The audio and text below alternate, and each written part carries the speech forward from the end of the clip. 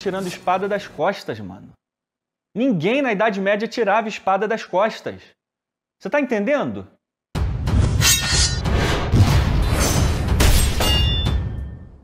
Oi, eu sou Thiago Braga, especialista em História da Guerra, e sejam muito bem-vindos ao Brasão de Armas, meu novo canal.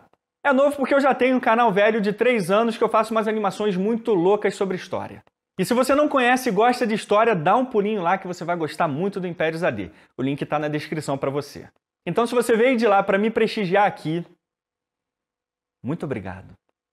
Mesmo assim, eles mergulham em direção aos porta-aviões atacando com tudo. E eles caíam, um após o outro, até que não sobrou mais nenhum.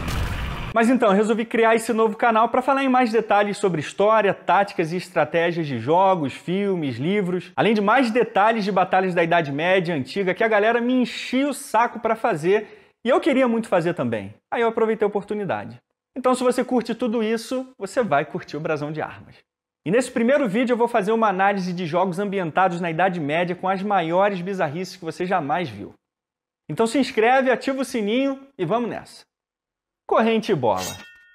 For Honor. Conscripted criminals refill our ranks. Isso aí acontecia mesmo. Criminosos em guerra, normal. Sometimes, however, you find it... Então, essa arma que o cavaleiro está usando aí é chamada flail em inglês, e aqui a gente chama de mangual de guerra. Todo mundo acha que essa é uma arma muito comum, extremamente usada na Idade Média, igual uma espada ou uma adaga. Só que praticamente não há documentos detalhando o uso delas e pouquíssimas imagens fazem referência a como ela funcionava. Então só o que a gente tem, na verdade, são algumas pinturas isoladas que não explicam nada. E dá só uma olhada na forma como ele mexe a arma. O cavaleiro podia se enrolar todo com ela. Ela não era prática, não era rápida. Se ele errasse, ele ia precisar de uma janela enorme de tempo para se recompor novamente e voltar ao ataque. E basicamente ele ia precisar mover o corpo todo junto para a arma não pegar nele nas costas ou então machucar o braço na hora do movimento. Na Idade Média tinha muitos manuais sobre novas armas, como elas poderiam ser usadas, só que algumas eram tão bizarras que elas nem saíam do papel e muito possivelmente o mangual de guerra era um deles. Ou seja, em uma guerra medieval, o mangual de guerra não era real. Esse aqui é um clássico que a galera ama. Eu nunca joguei porque eu não gosto de jogo assim. Parece que ele é baseado na mitologia eslava em um cenário clássico europeu. Tavernas, castelos, burgos, feudos. Eu sei que isso aqui é um jogo de fantasia e não adianta me encher o saco nos comentários que é só um jogo que eu sei. Mas eu tô falando do ponto de vista histórico. Tirando espada das costas, mano. Ninguém na Idade Média tirava espada das costas. Você tá entendendo? Se fosse uma espada curta, talvez ainda desse. Mas ele está tirando uma espada de 2 mãos de uma bainha das costas. Quero ver ele fazer isso aí no campo de batalha, hein? Ele ia deixar de ser Witcher para virar Defunter. Espadas de uma mão tinham entre 50 e 80 centímetros de comprimento e elas eram levadas no quadril. E já espadas longas tinham 22 centímetros só de pegada. E as lâminas chegavam a 1,10 m de comprimento e elas eram carregadas no ombro. Ninguém ia conseguir colocar um trombolho desses nas costas, muito menos colocar e tirar do jeito como esse cara faz. Campo de batalha precisa de velocidade, praticidade, eles têm que colocar e tirar a espada com rapidez, senão já era. Mas colocar a espada longa nas costas, cara, isso aí já é demais, né? Vikings de mentirinha. Assassin's Creed Valhalla. Frio infernal, todo mundo sem comida, uma típica cidade viking. Só que não. Essa ideia de que os vikings não tinham comida e só viviam no frio, gelo para todo lado e que por isso eles tinham que invadir outras terras é simplesmente um absurdo. Principalmente se eles vivessem na parte sul, na Dinamarca, na Suécia, na Noruega. Se fosse muito ao norte, até poderia forçar uma barra. Mas eles tinham sim bastante comida, tinham plantação. O que acontecia às vezes é que eles tinham mais pessoas do que tinham comidas para oferecer. Aí eles tinham que invadir, não tinha jeito. Mas eles tinham comida sim e viviam muito bem. A típica pele do lado de fora da roupa, para deixar o cara maior, com cara de brabo. Mas eles não usavam pele para isso. O objetivo da pele é para aquecer, então para que ela ficava do lado de fora do corpo? Ela tinha que ficar dentro da roupa. Olha que coisa linda. Cavalgando as ondas de pé, como uma bailarina no mar tempestuoso, equilibrado. Na vida real ele já estava no fundo do mar há muito tempo, e primeiro que os vikings morriam de medo de tempestade. Era uma vida braba. Então não dava para o viking navegar na ponta do navio de pé no meio de uma tempestade. Se é difícil se equilibrar quando você está saindo de uma barca na Baía de Guanabara, imagina navegando em pé em um mar assim. Isso é mentira. E eu sei que eu estou falando porque meu pai é pescador de alto mar profissional e ele nunca fez isso aqui. E portugueses navegam muito melhor do que vikings. Ponto final. Mas esse é um típico Langskip viking ou drakkar. Certinho. Assassinos que matam sem nenhum critério. Armaduras de couro. Deixa todo mundo bonitão, né? Esbelto, slim. Isso é mentira.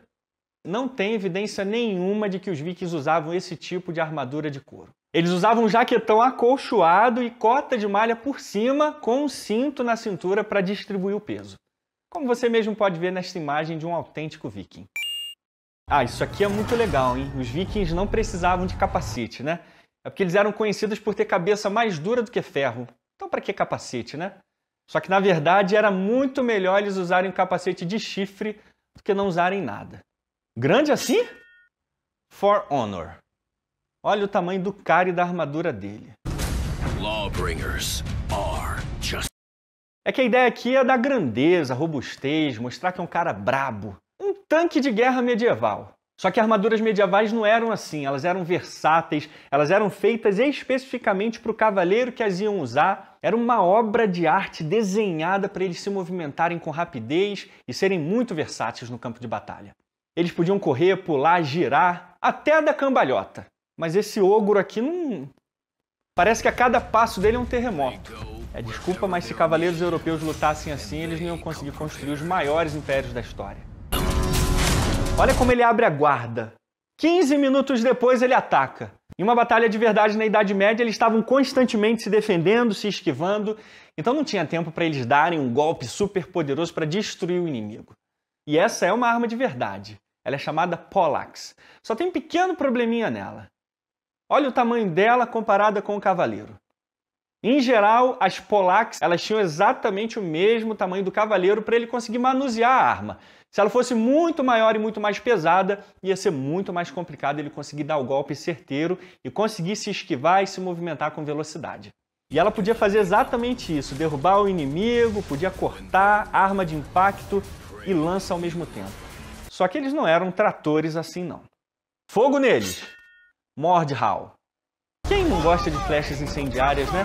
O céu iluminado com aqueles raios de fogo caindo sobre os inimigos, todo mundo pegando fogo. Elas eram reais e causavam terror mesmo. Imagina essas flechas de fogo em um cerco em um castelo, ou então naquelas vilas com aquelas casas de madeira, telhados de palha. Era o terror da galera. Não tinha nada que assustasse mais na Idade Média do que um fogaréu numa vila.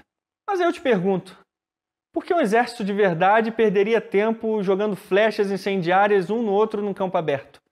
Se uma flecha já podia matar o inimigo, para que tacar fogo nele se ele já morreu? Dragõezinhos no ar. Skyrim. Para muita gente, falar de dragão na Idade Média é a mesma coisa que falar de espada. Espada, dragão, dragão, espada. De repente você está andando em um vilarejo na Idade Média e você vê um dragão numa moto. Normal. No período viking, então, Skyrim mostra bem isso porque ele é totalmente ambientado no período viking, dentro da mitologia nórdica. Mas se você acha que os vikings imaginavam dragões assim, desculpa, você não sabe de nada. Essa ideia de dragões voadores cuspindo fogo veio do período pós-viking, na época que eles foram conquistados pelos cristãos. E essa ideia ganhou ainda mais forma depois que a Edda foi escrita por Snorri Sturluson, que era um islandês que se tornou cristão e difundiu ainda mais essa ideia. Só que no islandês antigo, os vikings usavam uma outra palavra com um significado completamente diferente. Ormir, que significa serpente. Tá, amor, vai. A palavra Ormir, que significa serpente e não dragão. Então nada de dragões gigantes cuspindo fogo, voando por aí. Isso não existe. Para os vikings eram serpentes gigantes. E os vikings viam serpente em tudo que era lugar, inclusive eles colocavam essas serpentes na proa do navio para assustar seus inimigos com aquelas criaturas horrendas. Então se você gostava de dragõezinhos voadores cuspindo fogo, desculpa, mas te enganaram esse tempo todo. Espero que vocês tenham gostado dessa seleção grotesca de erros históricos nos jogos. Nosso canal está começando agora, então não deixa de se inscrever, curtir e compartilhar com quem curte. A gente está só começando. Então até o próximo Brasão de Armas e até mais.